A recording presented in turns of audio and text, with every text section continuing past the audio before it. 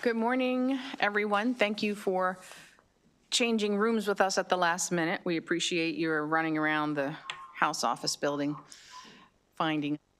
We are going to start today with the Office of People's Counsel.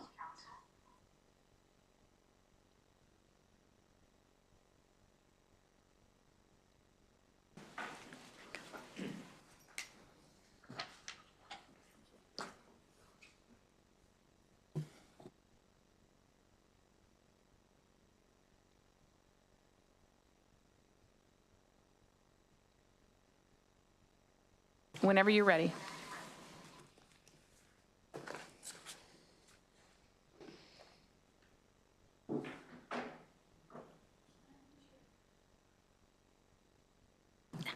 Yeah.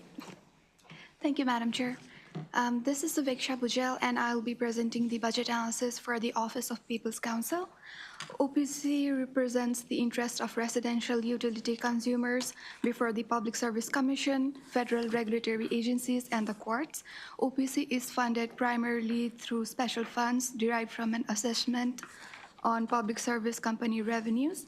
The operating budget for OPC increases by $35,000 or 0.4% to a total of $8.3 million in fiscal 2026. Exhibit 1 on page 2 shows the overview of agency spending. $4.4 million or 53% of the budget is directed for personal expenses. The second largest chunk is for the outside legal services support, which totals $3.3 million or 40% of the budget. Exhibit 2 on page 3 shows the proposed budget change chart. As mentioned earlier, the budget for OPC increases by $35,000 in fiscal 2026. The largest change is from personal expenses, which increases by about $64,000 and primarily accounts for cost of living adjustments and associated fringe benefits. On page 4, we have the personal data. 27 positions are authorized for OPC in fiscal 2026, which is unchanged from fiscal 25. Of the 27 authorized positions as of December 2024, 2 remain vacant. Moving on to key observations on page 5, we have a discussion about the growth in OPC workload. Exhibit 3 on page 6 shows the OPC case participation levels has reached its highest point in recent years in fiscal 2024 at 288 cases, which is an increase of 53 cases or 22.6% increase from fiscal 23. Of the total cases, 137 favorable decisions were issued. Overall, the workload of OPC has increased reflective of its growing case participation rate and also because of the complexities of proceedings in which it is involved in. In response to OPC's increased workload, supplemental budget for number 2 for fiscal 25 authorized 5 new positions. Although 4 of the 5 new positions are filled, OPC reports that significant training is required before they can experience reduction in workload. Over the next 6 months, OPC anticipates workload reduction as new hires gain more experience. Exhibit 4 on page 8 shows the number of calls made to OPC for assistance. In fiscal 24, 1,937 calls were made to OPC, which is an increase of 41.2% from fiscal 23. This is the highest number of calls since at least 2009. According to OPC, this increase is primarily due to inquiries about the reduction in energy benefits provided by the Department of Human Services, as well as increasing utility rates. On page 9, we have the operating budget recommended actions. DLS recommends concurring with the governor. And that concludes the presentation, and I'll take any questions you may have. Thank you, Ms. Bujel. We appreciate you being with us as you are new to this role, and we look forward to working with you. We will now hear from the People's Counsel, David Lapp.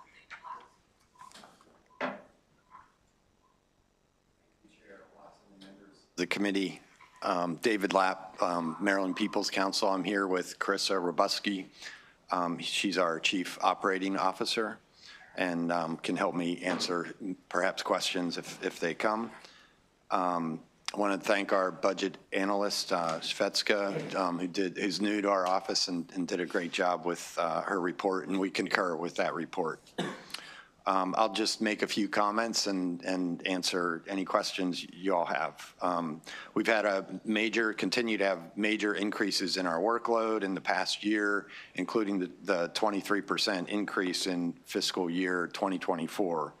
Our cases are becoming increasingly more complex as well.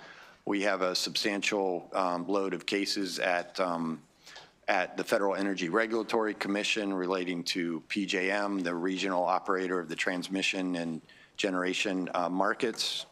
And those matters are really important for Maryland customers. The average Maryland customer, about 60% of their electric bill is through costs that are federally jurisdictional, so that flow through PJM and are regulated by FERC. Just as an example, we have 7 new cases just since October related to the generation capacity market, where prices like sort of blew up last summer. So there's a lot going on at FERC. At the same time, our state work really continues, a lot of rate cases, and rate cases are increasingly complex as well, with multi-year rate cases in particular. And then we have a huge array of other state, they aren't rate cases, but they are our working groups and, sort of smaller dockets, some Empower, other dockets that are important going forward for residential customers, and some of which actually also involve approving increases to customer bills. And in every legislative session, we're getting more responsibility. Last year, for example, we had SB 1, the big retail supplier bill. We had the DRIVE Act, which is about solar and battery storage, and geothermal network bill. So all these bills end up, being the subject of proceedings before the Public Service Commission, and we are there to represent residential customers in all those proceedings. Last summer, we issued a report on utility rates. In June of 2024, that we issued the report showing, really substantial increases in customer rates, since 2010. In some cases, rates, for some gas utilities, they've more than tripled for the delivery service. BGE, our state's largest utility, and just the last 6 years, electric rates have increased by 30% and gas rates by 50%. Of course, everybody's hit hard, and right now we're getting swamped with calls to our Consumer Assistance Unit about, bills that they're seeing, especially during this cold weather. Of course, it hits the lowest income customers the hardest. In 2023, BGE had a record number of terminations to customer accounts, 80,000 terminations. We don't have the figures for 2024, but we're looking at, those numbers we expect to continue being high going forward. So last year we benefited from 5 new PINs, and that's great. We greatly appreciate that. We've filled all but one of those PINs at this point.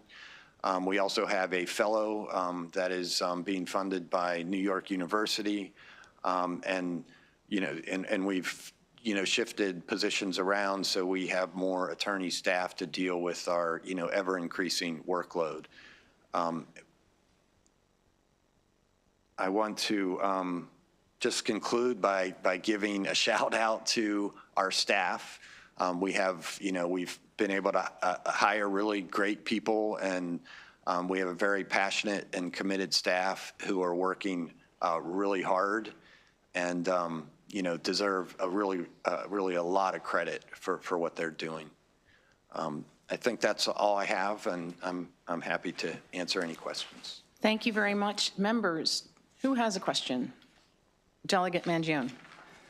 Thank you, Madam Chair. Thank you for being here as well and for your testimony. I just had a quick question, and I really want to sincerely, I appreciate the work that you are doing. I know you don't take a formal position against, but you raised the concerns with the Maryland Piedmont Reliability Project, which I believe is an unnecessary project. But I wanted to just kind of see where you are with that. I know you had some stuff on the website, and I know, again, you raised concerns. It was covered in some media, but I just wanted to see where you are currently with that. Thank you.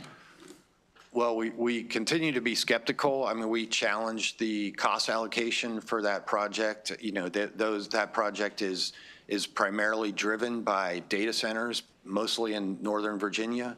And we challenge the cost allocation because we don't think Maryland residential customers should be paying hundreds of millions of dollars for projects that, you know, are driven by data centers. Really what we did is we asked PJM to take a deeper dive into the causes of those projects, because PJM just sort of did its usual cost allocation where, you know, it's complicated. I won't get into it here, but a lot of those costs just get transferred to, you know, socialized across PJM, and then another portion of those costs go you know, more local, but some of those costs are apportioned to Maryland as well.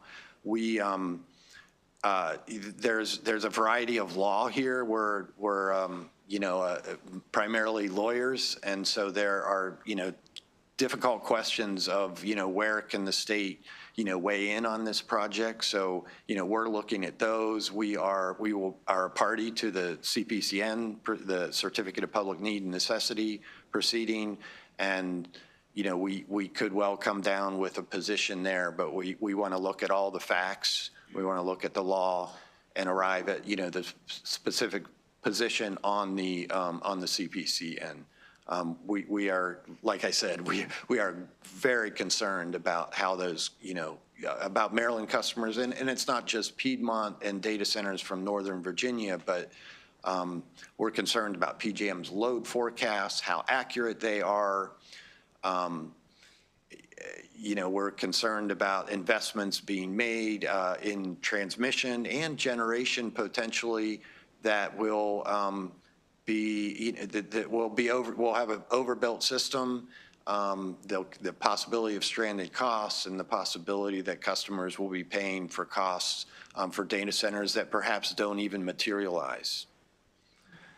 Thank you again on behalf of the thousands of people that are affected by this project, not obviously the rates, but also the personal property that, I mean, I'm sure you've seen it. I mean, hundreds of people showing up to these town hall meetings and expressing their frustration. So we're working very hard to do our part, and we appreciate what you guys are doing. So thank you very much. Yeah, and we have, you know, we are a resource for, you know, information where we have it. We're always happy to share. Thank you. Vice Chair Edelson? Thank you, Madam Chair. Thank you, Mr. Lapp, for your presentation and for your hard work. I've read your report from June of 2024 on Maryland's utility rates and charges. I appreciate you putting that together. There's been a lot of discussion recently about increased rates as a result of a lack of sufficient energy supply for the state of Maryland. In your report, one of the findings that you make is, absent substantial increases in delivery costs after 2010, declining gas supply costs would have lowered overall customer gas bills. In as little technical detail as reasonably possible, can you sort of explain what that means to us and how that might relate to the current conversation about increasing rates and the allegations that we have a lack of energy supply in the state? Yes, there are a couple different, I mean, what you're referring to, the discussion that I think you're referencing there is about the supply of gas for gas customers for appliances in their homes. And those prices, they hit an all-time peak in 2008 and significantly declined. Really, I mean, they hit another jump in 2022 with LNG exports following the war in Ukraine, but they've decreased over time substantially during much of that period. They're highly volatile. They do go up and down, but more or less they've been down. And while the distribution charges, there's two different components to the utility bill. There's the energy charge, which is the supply, and that's just the cost of gas. And that's what goes up and down depending on market conditions. And then there's the distribution charge, and that's the charge that utilities, that we litigate in rate cases and that our utilities really control. They make proposals, the commission approves them, and those costs generally just go up. So the distribution charges over the last, since 2010, our report goes back to then, have just steadily increased. And those are the charges that, like for BGE, have tripled. For Columbia Gas, they've more than tripled. But for Washington Gas, they've remained relatively constant at about the rate of inflation. So customers in the Washington Gas service territory are getting essentially the same service as customers in the BGE service territory, but they are actually paying less than half of the delivery costs that BGE customers are paying. So there's a huge discrepancy. They're getting the same service. BGE customers are paying twice as much.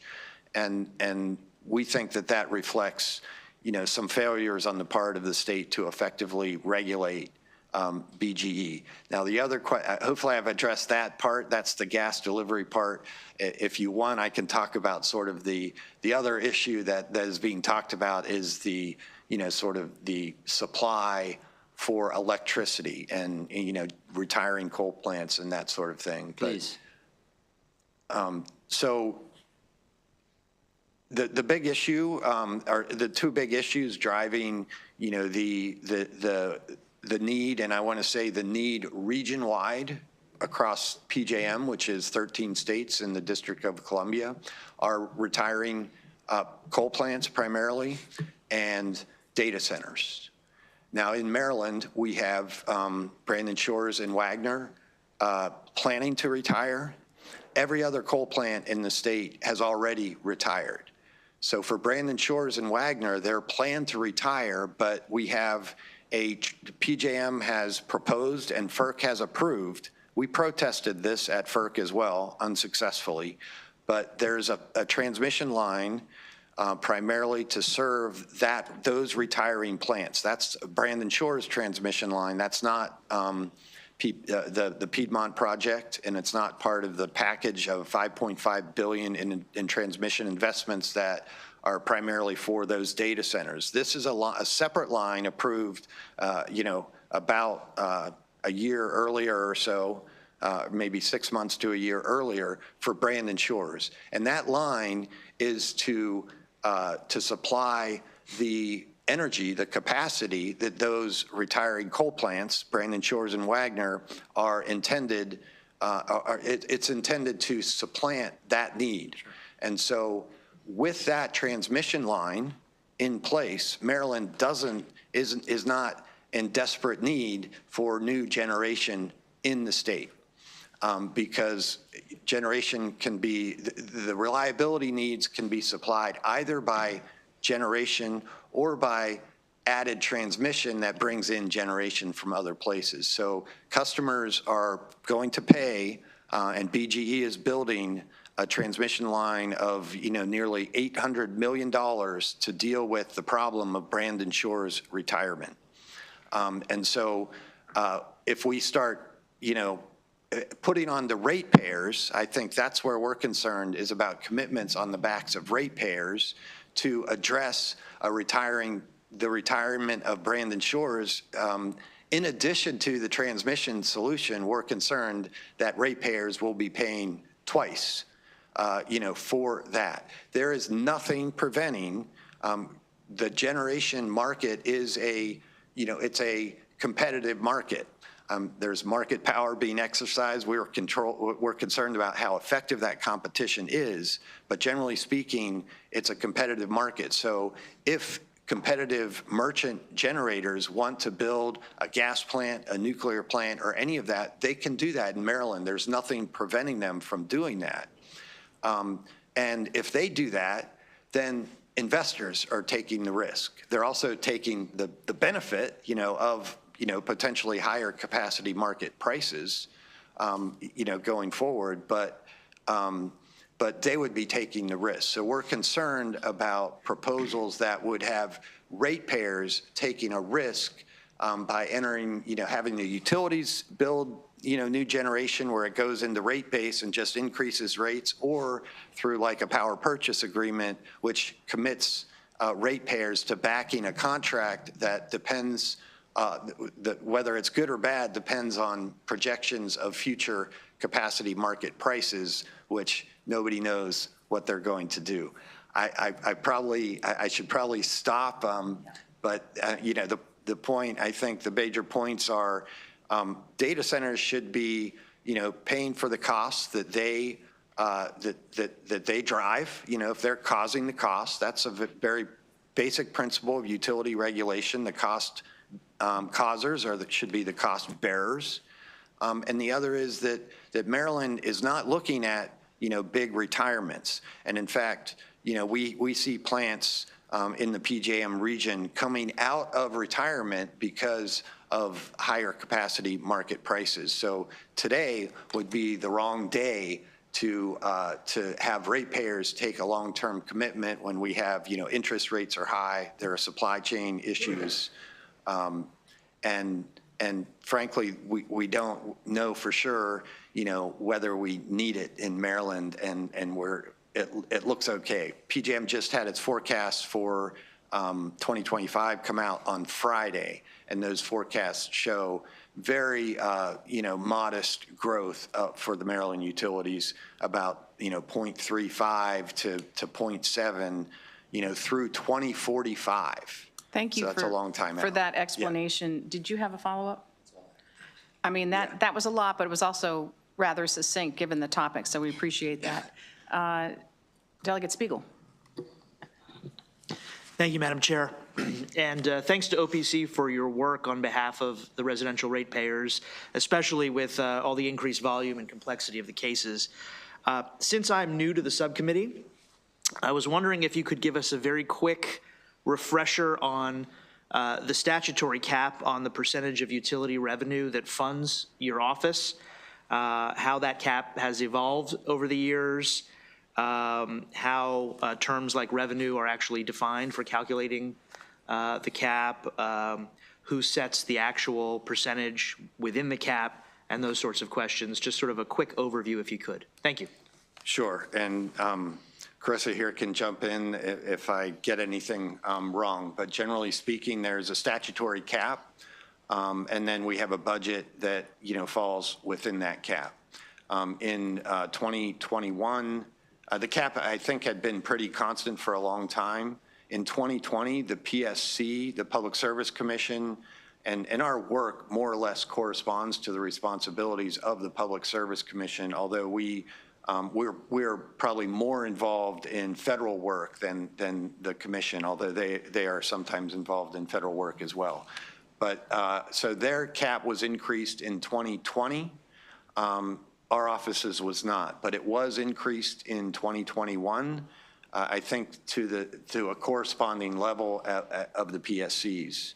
And there were some other changes to our statute that sort of affected our workload as well, but our cap was increased then. So we had that increase in 2021. Last year, the PSC saw its cap, I believe it was doubled. Yeah, so it was doubled. We would have liked to see ours doubled as well, so we have, breathing room, but it was not. But at the same time, we're I think, about $1 million under the cap now, our budget. And so, we're not, it's not urgent like this session. We're not like trying to advance legislation to address that cap. We are, we recently got, a number of new positions, and we need to see how that plays out. We expect, it's a very complicated area of law, and so as people get onboarded, it takes time, but they pick up speed and can get more productive, and we want to see where they are. The question about how the revenues, the percent is based on on utility revenues. And so we won't know, and we'll know sometime in June or July, what those revenues are like for 2024. Right. And, 2024. Yep. and because rates have increased, we expect that those revenues to go up, which could give us more breathing room within that cap. Is it if that gross or makes net sense. revenues? Is it gross or net revenues? It's gross revenues, I believe. Okay. Yeah. Thank you very much. Thank you, Madam Chair. Delegate Solomon. Thank you, Madam Chair. Thank you for being here and for your presentation. I had two questions. One's pretty quick, and then one's just a follow-up on the Vice Chair. So I was thinking much along the same lines of where he was going with things. Just the first question real quick. When you get calls and complaints about rate increases from an ordinary consumer, what's the OPC process of passing them along or resolving them or just sort of filing them? Excellent question, especially because we are getting a lot right now. It sort of depends on the individual circumstances.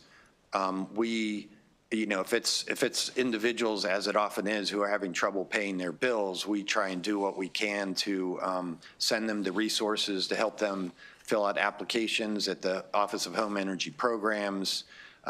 We point them to, Fuel Fund or other, outside entities that might be able to help. We often are in touch directly with utilities on their behalf to see if we can, help them, get through hard times. The tougher question is, like, people say, well, we point them to, the possibility of, energy efficiency investments and, adjusting your thermostat. And for some people, those are good solutions. Some people don't, have already turned the thermostat down, and if they're a renter, there might be only so much they can do. There still might be things they can do for energy efficiency. So those are a mix of things. We do. We get questions, should we contact legislatures? Should we contact elected officials? We don't send people, just knee jerk to legislators, but I think we do acknowledge that utility regulation is a function of, it's Public Service Commission regulation, and it's pursuant to statutes that are, enacted by the General Assembly. I appreciate that, and that's actually, I think, a good resource for many of us to know when we do have cases come up that we can work with your office collaboratively to try to get solutions for constituents. And then just to build off of the Vice Chair's question, so it seems like a lot of the solutions that are being proposed are obviously, building new plants takes a long time. That's not going to happen overnight. As the General Assembly sort of grapples with this, I really appreciated the overview of sort of where you think the problems are. What would some of your suggestions be for things that we should be considering to fix it or to resolve the issue?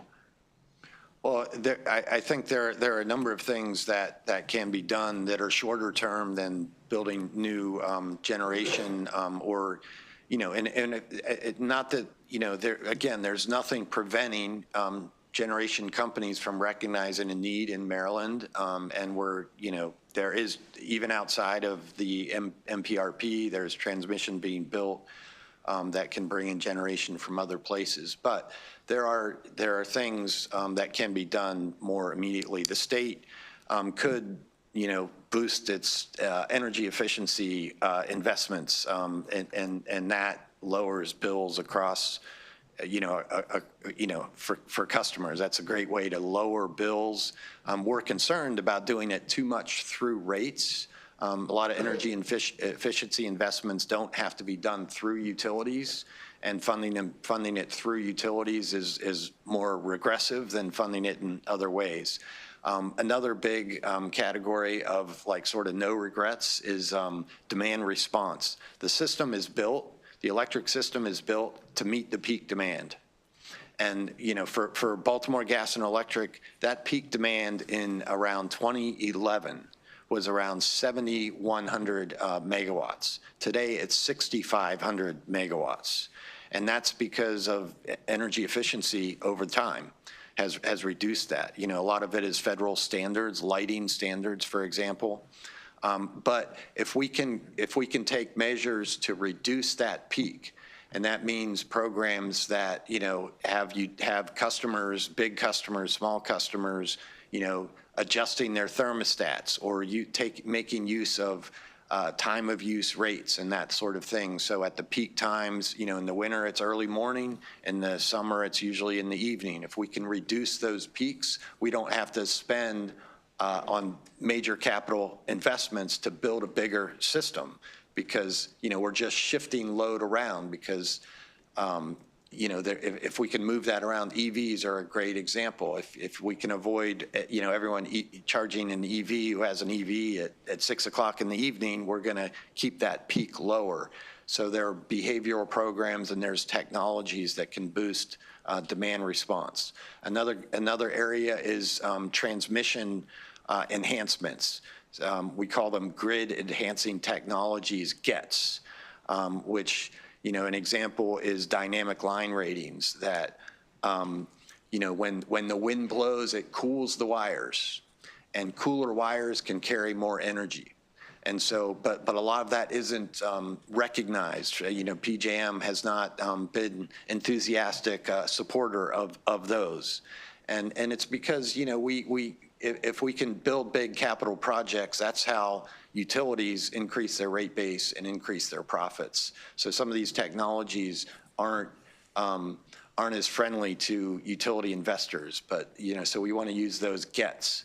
Reconductoring lines is another. So using more modern technologies to get more, to maximize what we have, what we can get over existing transmission.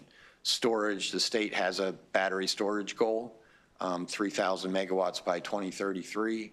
Storage can actually come online faster than generation, and it can also help mitigate some of those peak loads. So those are a few things. Thank you. Thank you, Madam Chair. Thank you, Delegate Solomon.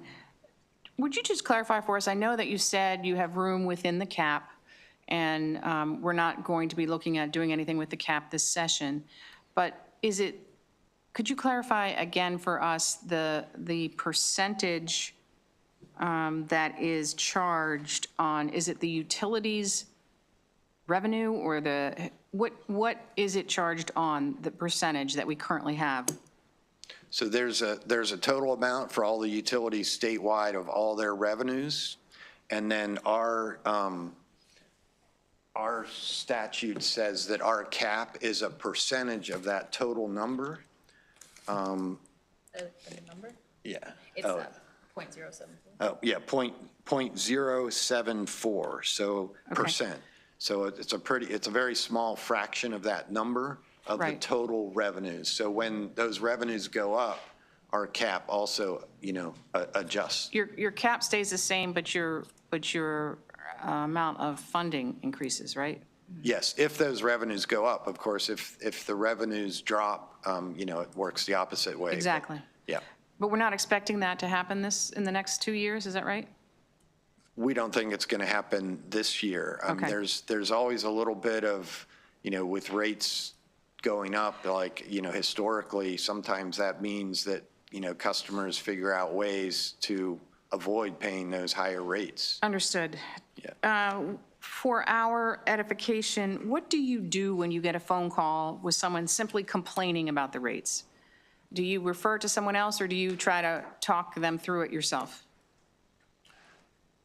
We generally try and talk that through ourselves. We are actually, I spent a little time this morning reviewing the text. We're going to, you know, put a page on our website, you know, for BGE customers to explain, you know, why their bills are high, because we're getting so many calls. And That's good. yeah. So you handle those calls, and if you could send that to us, we'd be greatly appreciative as we get those calls too. And last question from me, everyone else, think if you have anything else you want to ask, is what can we expect over the next 18 months to 2 years for utility rates? Or Well, let me just say, cost to consumer. Yeah, we think costs will continue to rise. So for example, for Baltimore Gas and Electric customers, there are rate increases approved through 2026. So rates just went up. I mean, they've been going up, and they just jumped. I think the base rate for gas went from 85 cents a therm in 2024 to 90 cents a therm in 2025, and will go to 96 cents a therm in 2026. That's, I believe, we'll check those numbers. I'll get back to you if that's not correct, but I believe those are the right numbers. And that's the distribution service.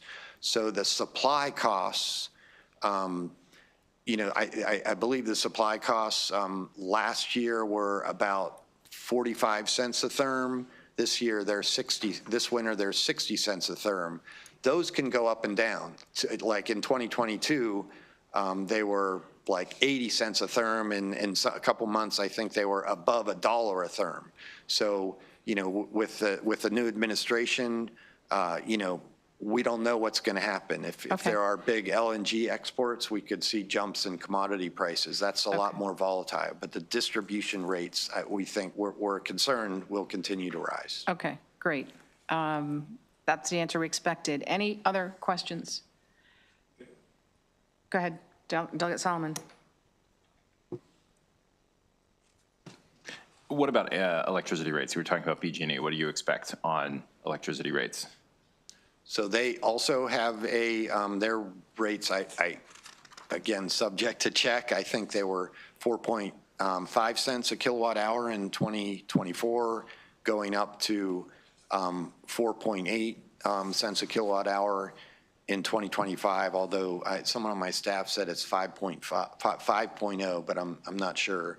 And I believe there's another slight increase in 2026. Now for Pepco and Delmarva Power, their electricity rates, they're in our report. We'll circulate to all the members the report. Delegate Edelson has it, but we can circulate the link to that. Delmarva Power has the highest electricity rates in the state. Pepco, I believe they're the second highest of the large utilities.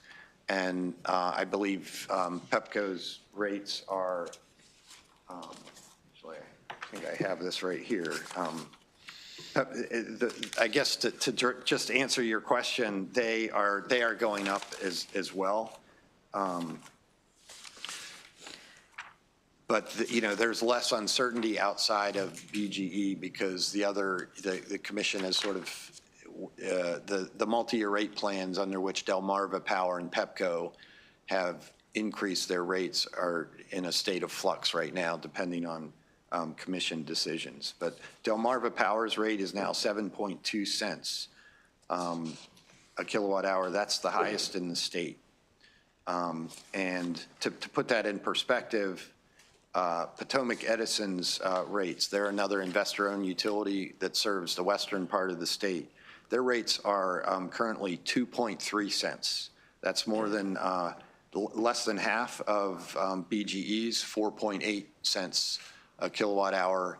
And the yearly increase, this is in our report, has been 2.3% since 2010 for Potomac Edison, whereas for Pepco, Delmarva Power, and BGE, the Exelon utilities, it's been above 4%, up to 6%. So their rates have been going up at a very fast pace.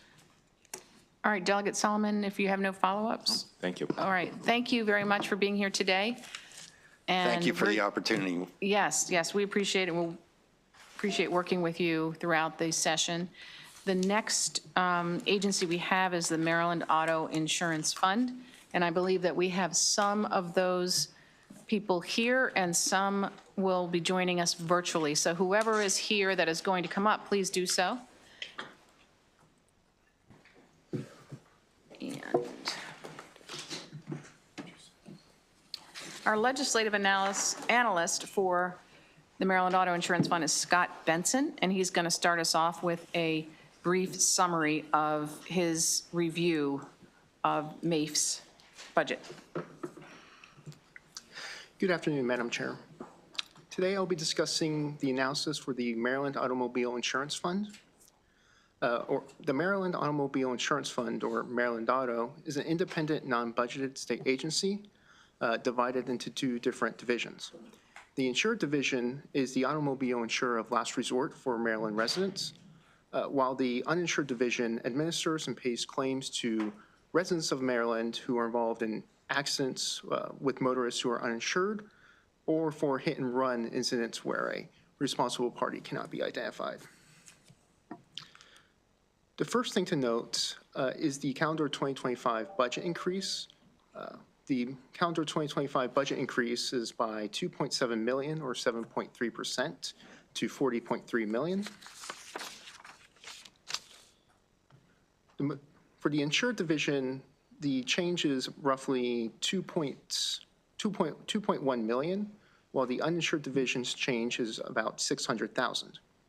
What's driving these changes is primarily personnel in both the insured and uninsured division. Agency-wide, on page 3 in Exhibit 2, agency-wide, there's been an increase of 2.8 new regular employees for calendar 2025 for the insured division, with a slight decrease in contractual positions for the insured division, while the uninsured division's full-time employees remain consistent since 2023. On page 5 in Exhibit 3, you can see the insured division's financial statement. Since calendar 2023, the insured division has been operating at a net loss. In 2023, that net loss was was 14.6 million. In 2024, it was 21 million, and in 2025 is projected to increase to 13.7 million. In calendar 2025, there will be an assessment will be conducted, which is expected to bring in $22 million, and this will ultimately affect the ending surplus, which in 2023 was 19.8 million. In 2024, the ending surplus was roughly 900,000, while in 2025 is projected to increase to 9.1 million, primarily due to that assessment. As you can see in Exhibit 4 on page 7, the surplus funds as of December 31st of each year. This isn't the first time that the insured division surplus has been this low. As you can see, in the late 1980s, the surplus was in the negative. However, since then it has been in positive territory. On page 8 in Exhibit 5, you can see the policies issued by the insured division. Since 2021, there's been an increase in the gross written policies as well as the policies in force, but it's projected in 2025 that the policies in force as well as the written policies will decrease. On page 11 in Exhibit 7, you can see the rate adequacy by percentage of costs not covered across Maryland, or essentially the rate inadequacy. And you can see that rate inadequacy hit a high in 2022, but has since been decreasing and has reached a new low in 2024. This is primarily due to a set of rate increases since calendar 2022, with the areas where rates are most inadequate being the Baltimore metropolitan area as well as northeastern Maryland. On page 12 in Exhibit 8, you can see the average claim costs between 2020 and 2024. In 2020, an average bodily injury claim cost was about $7,000, while in 2024, it's about $11,000. For property damage, in 2020, it was about $3,000, and in 2024, it was about $4,000. On page 13 in Exhibit 9, you can see the uninsured division's financial statement. Now, in actual 2023, in estimated 2024, there was an increase of $3 million due to the uninsured motorist fines, and that's expected to increase to 3.1 million in 2025.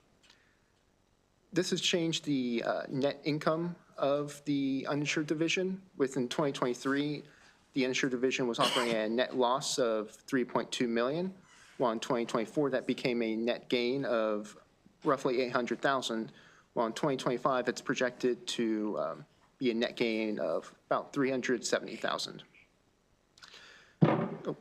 This has resulted in a ending surplus in 2023 of negative $1.4 million, and 2024 of roughly negative $600,000, and in 2025 a projected ending surplus of negative $200,000.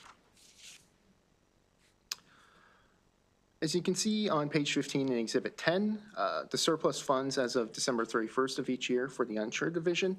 This isn't the first time the uninsured division surplus has been in negative territory, the last time being from calendar 2011 to 2013.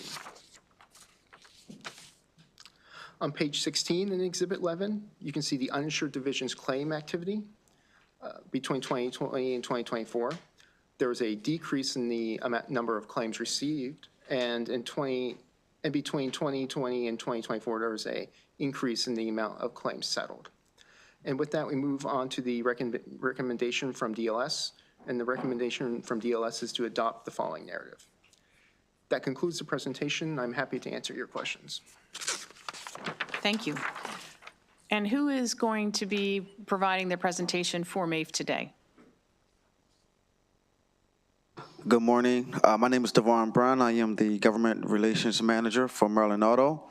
We have our panel. We also have our director, Director Al Redmer, should be joining us via live stream today. He will be giving the presentation, but before Mr. Redmer speak, we also have to the left of me, we have David Pfeiffer, who is our Chief Operating Officer, and to the right of me, we have Amy Nell, who is our controller, who will be able to answer any of the questions that you may have after our director, who is now joining us, will speak. And so we are honored to be here. And now I will turn it over to our director. Thank you. Go ahead, Mr. Redmer. Thank you, Madam Chair. It's good to see you. I apologize that I am not there in person. But first, I would like to thank Scott. As you know, Scott is a brand new analyst for Maryland Auto, and very thankful for the job he did. More importantly, he spent quite a bit of time with us learning about Maryland Auto and the intricacies of the insurance industry. So we were very thankful for that. Responding to the request from DLS, the first response is we certainly agree. We provided those financial statements in 2024 and are happy to do so again in 2025. Our only request is that we could tweak it so that the dates for 2025 would be consistent to the dates that we had for 2024. Moving along to our second request to discuss the impact of changing market conditions on our policy count, and then finally changes in our surplus. I believe we have made available for the committee to be distributed a chart that shows our policyholder count beginning when I arrived in May of 2020, going through the end of 2024. And this chart tells the story of Maryland Auto. As you know, we cannot go out and beat the bushes and generate additional policies. We only get what comes to us that is not wanted by the standard market. And if you look at the May 2020 numbers of 32,000 policies, when I arrived, I assumed that I was arriving at the end of the pandemic. As we know, that was not the case. The pandemic lingered for a period of time. And if you go back to that point in time, the state was closed. For the most part, none of us were driving. At least we were not driving much. And if you're not driving, you are not hitting things. So the amount of claims that Maryland Auto and other carriers paid in 2020 reduced.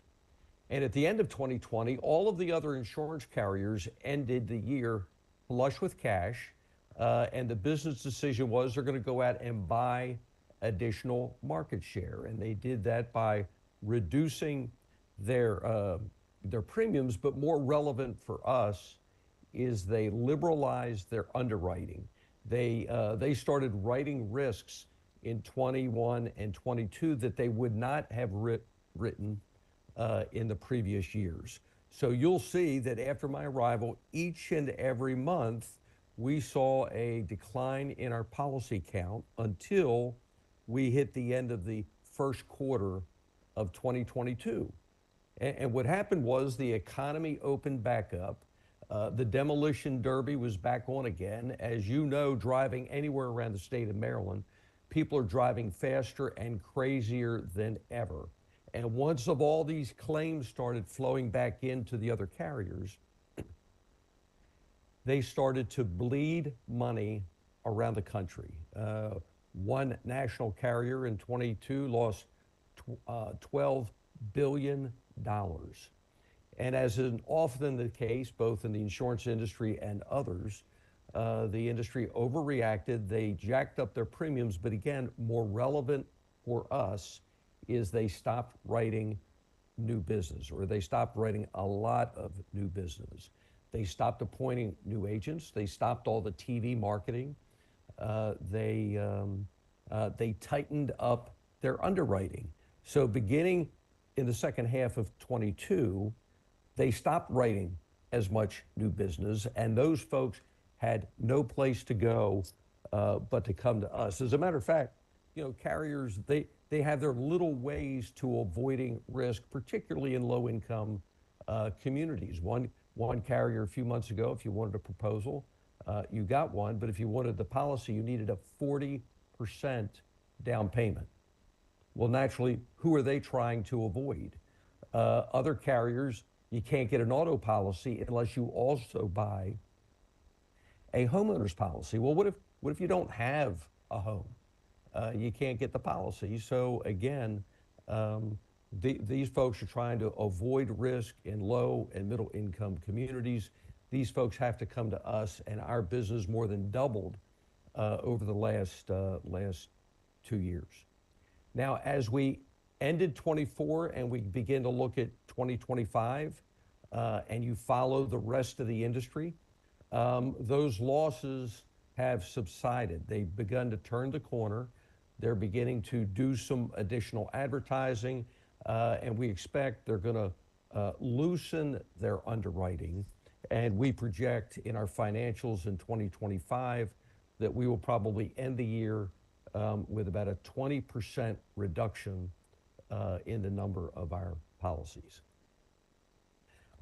Moving along to the second part of the request, dealing with surplus. As we've discussed for the last, 3 or 4 years, I guess, our surplus has deteriorated. It has continued to do so for a variety of reasons, increased claim expense.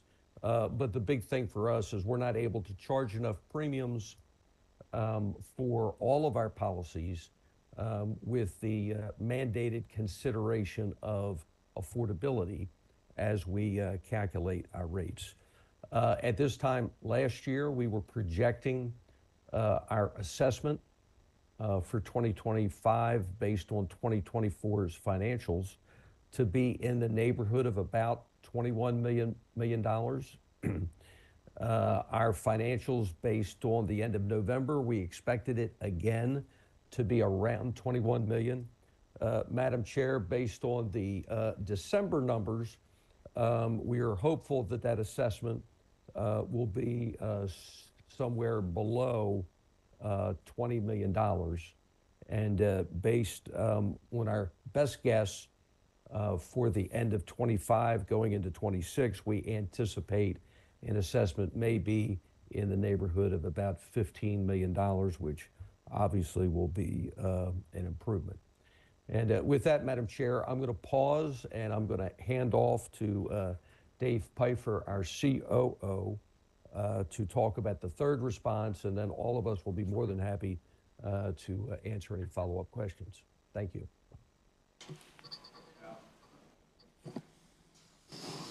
Good afternoon. Good afternoon, everyone. Yeah, in the third response, the question about our adequacy of rate, we know we've had a lot of discussion about our affordability index. And in Scott's analysis, if you, on page 11, we show how our rate adequacy has changed over the years. We definitely, coming out of the pandemic, we know that our customers were hit first and were hit the hardest with the pandemic. So during the pandemic, we did not follow the industry by taking our rates down. We did leave them alone.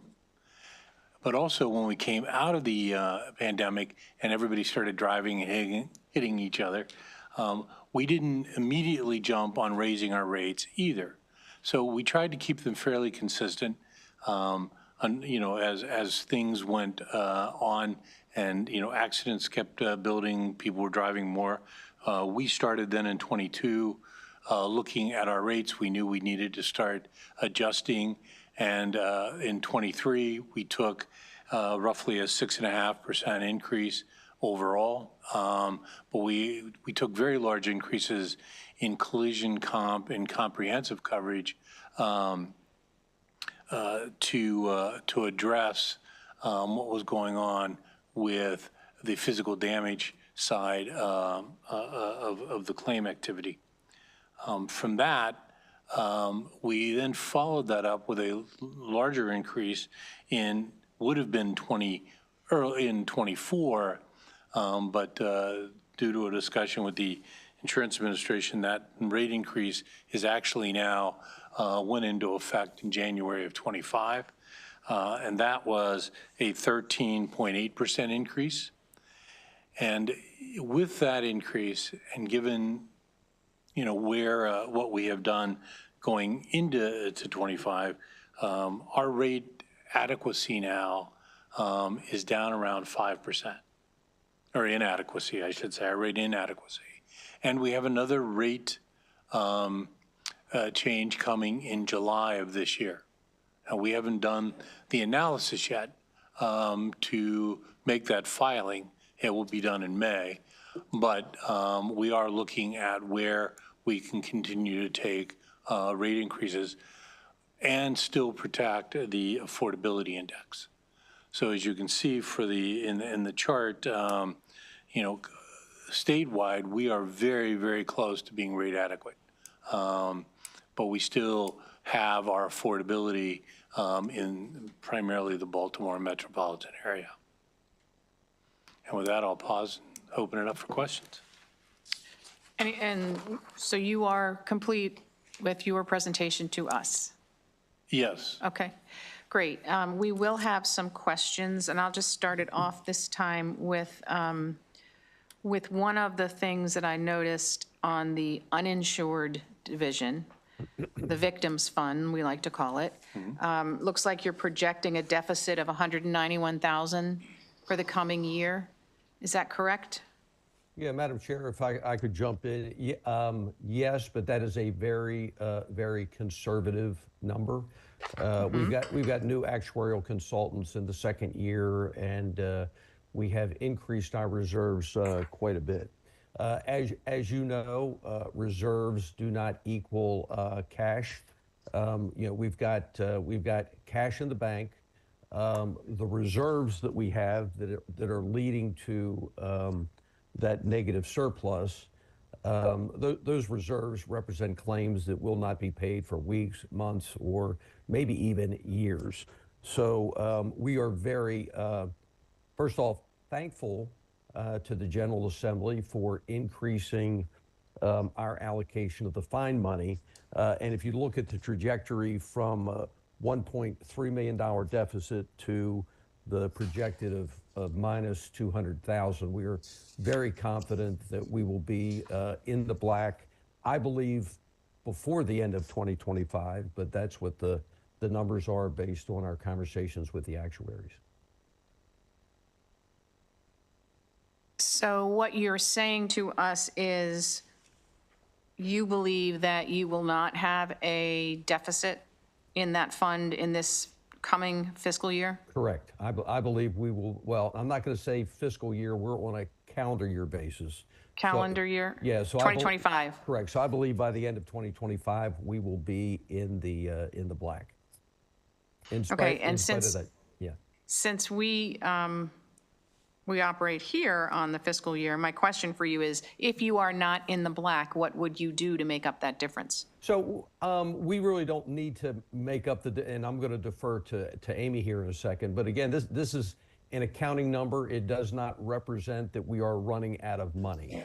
Okay. Our largest liability are reserves. Again, those reserves are not going to be paid anytime soon, weeks, months, or even years.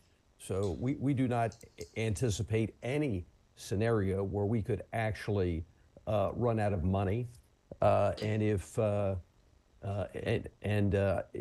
Even if in the unlikely event that would even be possible to occurring, on the insured side, we have an investment portfolio of about $152 million.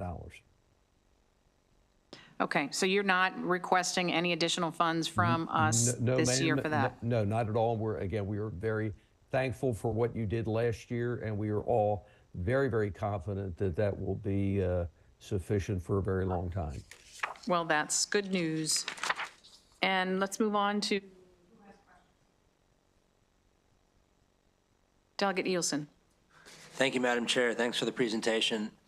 Just following up on something you just said to make sure I'm not misconstruing things. You mentioned that on the insured side of the ledger, you have an investment fund of approximately $152 million. Correct. Could those funds not be used to avoid an assessment? No. And let me try to explain. The assessment is the formula, and the calculations are in law. So the calculation is you take, and again, I'll let, as Amy always does, she corrects me when I'm wrong, so she'll do so again this time. So if we take $152 million, that's cash in the bank. It's not cash, but it's our investment portfolio. Sure. Our largest liability on the insured side is approximately $80 million for reserves. Now, again, that's $80 million of future claims that will not be paid for weeks, months, or even years. It also includes the calculations, and this is all insurance geek stuff, but it ensures a calculation for claims that we don't even know about yet, but we're required to book the reserve. So when you take the assets and you get rid of all of the liabilities, you are left with a surplus. And if our surplus is below a certain threshold, we have to do an assessment. I'll give you an example. If you have $1 million in the bank and you have $1 million mortgage hanging out there, your surplus would be zero, even though you still have $1 million in the bank. And you're going to pay that mortgage over the next 30 years. But you still have to count it as a liability, and we work similar to that. So if we wanted to avoid an assessment, we could certainly do so with statutory changes. But based on the law as it's been for 50 years, that's where we are. Mr. Redmer, let me just clarify. So go back to your $152 million. $80 million is needed for reserves. What is the IBNR number? Do you know what the IBNR is out of that, Amy? I don't. I would say It's probably 2 or 3 million, 4 million, something like that. But yeah. We'll get you right. that number. We can get that for you. Yeah. We really kind of consider it like a bulk reserve number to identify specifically IBNR. I don't think is really an actuarial distinction Okay, so that is made. IBNR stands for, well, you mentioned it, that's why I'm bringing it up. Yeah. Stands for incurred but not reported. Correct. Claims. And so you said 80 million is needed for reserves, but is the IBNR number within the 80 million? Correct, yes, It is? yes. So where's the rest of the 152 accounted for? I mean, you said Sure, go ahead. we Amy. needed, Sure. that it's accounted for within the law, that we need so much in reserves. What else is accounted for, which means we can't use that money to offset the assessment? Sure, I can answer that. Okay. The unearned premium would be the next largest liability. So that is, within an insurance entity, you issue a policy, let's say it's $1,000. You recognize that over the course of the life of the policy. Our policies are annual. So each day we recognize 365 of a policy premium. So we earn that premium over time. So the unearned premium sits on our balance sheet as a liability because that is what would be refundable to premium finance companies should a policy cancel midterm. So that's the next largest liability on the balance sheet. Then beyond that, it's, I think, your typical assets, liabilities. Statutory accounting is essentially liquidation accounting. So there isn't a lot of fluff on the asset side, but certainly on the liability side, we have our regular vendor accruals, payroll accruals, things like that, deferred rent. Does that answer your question? Yes, it does. Delegate Edelson, do you have a follow-up? I don't. Okay. Oh, actually, I do, I'm sorry. Okay, go ahead. Are you able to give us as close to possible estimation of if the number of the 2025 assessment is what you currently believe that it will be, what does that relate to on a sort of monthly bill per ratepayer, insurance So payer? if it's 21 million, and again, we believe that it'll be less than that, is about $3 for every $1,000 of premium. Got it. Is it based on vehicles? Is it a charge per vehicle or a charge per policy? Joe? Policy. Okay, so if someone's paying $2,500 for their automobile policy and they're insuring 2 or 3 cars, you're saying that it would be in the neighborhood of $6 to $8 That's correct. annually That's correct. for the amount that we might be seeing you assess. And then you expect this to go how long into the future? Well, because we can't go out and generate our own revenues, that's tough to project. Again, we believe that the end of 2025, we will need an assessment in the ballpark of about $15 million. Okay. Delegate Solomon. That was actually going to be my question. It doesn't look like things are going to get any better in 2025 based on the projections. So do you have any concept of the assessment in you said 15 and 25, but anything beyond that? I mean, is it better for us to sort of rip the Band-Aid off, figure out potentially based on the reserves you have to get us to a place where we don't have to keep doing this every single year? Well, structurally, the issue is we have to look at affordability of our rates. And historically, that means that we lose, in low-income communities, we're going to lose about 20 cents on every dollar. So if we look at that as a placeholder, it really is going to depend on what the rest of the industry does. So if we go back to the beginning of our chart, right, that chart that I distributed that showed we had, 30-some thousand policyholders, obviously with 30-some thousand policyholders, we would have a smaller assessment than if we have 46,000 policyholders. But again, we can't dictate that. That's a result of the rest of the industry. So if you look at the last couple of years, where carriers were seeing historic losses around the country and they stopped writing new business and they proactively tried to avoid writing business in low and middle income communities, then our policyholder count goes up. Recognizing that most of our clients are with us because they've got financial challenges. 99% of our policyholders just have minimum levels of coverage. 70% only have liability coverage. It's not that they don't recognize the value of insurance. They want to do the right thing. They just cannot simply afford it. And that's not something that the rest of the industry is looking to right. So that business has to come to us. Now, to the extent that they do liberalize their underwriting and begin taking more risks that would otherwise come to us, then our assessments will be much lower than that. I'll also point out that 52% of our policies do not last a year. They get canceled somewhere in the middle. Now, some of the folks, they'll leave and go back into the standard market, and that's good. That's why we're here, to be a placeholder. Some of those folks will get rid of their cars and stop driving, but some of those drivers, unfortunately, they just can't afford it. They cancel their insurance and they continue to drive. And I'll follow up while you're thinking, Delegate Solomon. We talked about affordability. Well, lots of reports that we've received recently. Yeah, One yeah. from the Maryland Insurance Administration, yours. We talk about affordability, and I know that collectively you are trying to move the needle to make sure that our rates are adequate, but also to make sure that we're applying affordability criteria with as a precise of a measurement as we can. Correct. So you have been given sort of the charge to work on that over the next, I don't know, 18 months or something? Yes.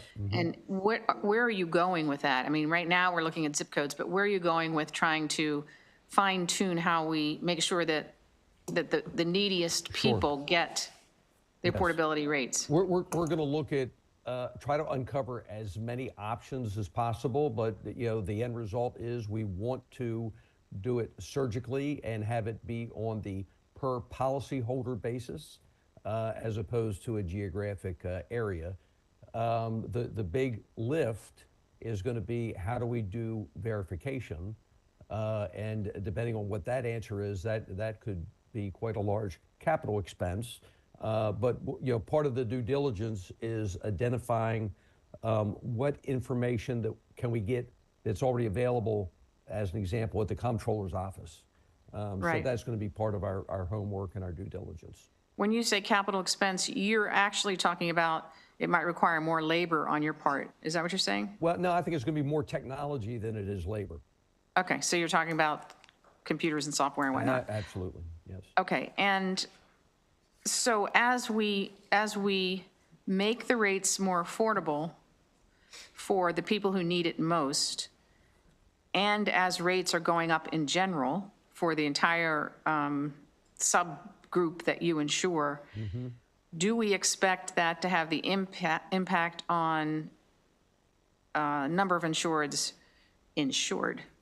In other words, do you expect to decrease your base, your customer base? Will that have the impact? Yeah, we do. So one of the things that has occurred with the last rate filing, and this is in part due to the pressure from the Insurance Administration, is previously our affordability index was based on the zip code level, and we strived to keep minimum limits, liability-only protection to within 2.9% of that median income. As a result of conversations with the MIA, that went to 3.3% of the median income, and as a result of that, there are a number of zip codes that previously qualified or previously had a benefit to the affordability index that no longer do. And I'm concerned that those are going to be the folks that get squeezed, that are going to start driving around uninsured. As Dave said previously, and I said previously, our policyholders typically are of low income. And as Dave mentioned, when you go back and you look at the pandemic, this was the population that was hit first. it was hit the hardest, and it's been the toughest to recover. Those are the folks that I'm really concerned with. They're trying to do the right thing. They've got a job, but they're not making a lot of money, and they need that car to get back and forth to work or childcare, et cetera. And generally, the smaller your customer base, the less the risk is spread, and that could impact our surplus or Correct. deficit problems in the future. Absolutely. So- But, Madam Chair, I would also like to provide a shout out to our employees. If you look at our financials, our general and administrative expenses are only 10% of our revenue. I mean, I would put that up against any big insurance company. And, our folks are doing a terrific job. They are all committed to the mission, and they are working very efficiently to serve the citizens of Maryland. We appreciate that, and we join you in appreciating their efforts. Do we have other questions? Yes, Delegate Spiegel. Thank you, Madam Chair. Following up on the point about risk, you mentioned one of the causes of the significant increase in operating losses is more claims and larger claims coming out of COVID due to driver habits and driving patterns as people got back on the road after a couple of years of not being on the road. I'm wondering if your projections sort of take into account what happens with respect to that factor in terms of driver behavior. No one has a crystal ball and can foresee what's going to happen in 2, 3, 4 years. But given that we're sort of pretty close to back to normal in terms of the number of drivers on the road, do we anticipate that factor is going to level off or come back down in terms of the impact on the volume and the amount of claims going forward that could then affect the operating losses over time? Sure. Thank you. I'm going to let Dave talk in a little more detail, but I will also mention that, and again, this is not just Maryland, this is nationally. Coming out of the pandemic, in addition to the increased frequency and severity of the claims, there were also supply chain issues. So instead of a vehicle being fixed in 3 days, it might be 2 weeks. The supply and demand, that jacks up the price of the parts. Also means you have to pay a rental car for an extra number of days or weeks. Also, because most of our policyholders are in urban areas, we are much more susceptible to be a victim of fraud, claimant fraud, than other insurance carriers. And also, disproportionately, where we do business, we saw a significant increase and a significant cost due to vehicle thefts that reached record-setting status. But as far as our average pay and all that kind of stuff, I'll defer to Dave. Yeah, and I would just add to what Al's already said is, I don't think you're going to see it level out or come down. I would like to think we could, we would see people improving their driving, especially, with all the technology that we have today. Our customers, our average customer is driving a 13-year-old vehicle. So we don't typically have the same kind of technology that a lot of folks have. And we do tend to hit a lot of things. So we will, at some point, maybe catch up with some of the frequency issues or frequency improvements the industry's seeing, but it's going to be a few more years down the road for us. But because we are hitting newer cars, I think our severity is going to remain pretty high. Thank you. And just to finish on, the only mitigating circumstance for us is because of the limits we provide, physical damage is only $15,000. So, we're not, we do see some limitations because of that. Thank you. Do we have any other questions? Well, I would say thank you very much for presenting all of the information. It seems as though we're in a more certain place than we were this time last year, and we'll continue to work with the Economic Matters Committee and the Maryland Insurance Administration and you all to make sure that we get this program in a good place. I also want to mention that we wish Sandra Dotson the best retirement ever. She was very helpful to us the last several years. I doubt she's watching, but if she is, we wish her a happy retirement. And members, if you could come up to the dais before you leave, we adjourn the meeting. Thank you. All right, thank you very much. Thank you.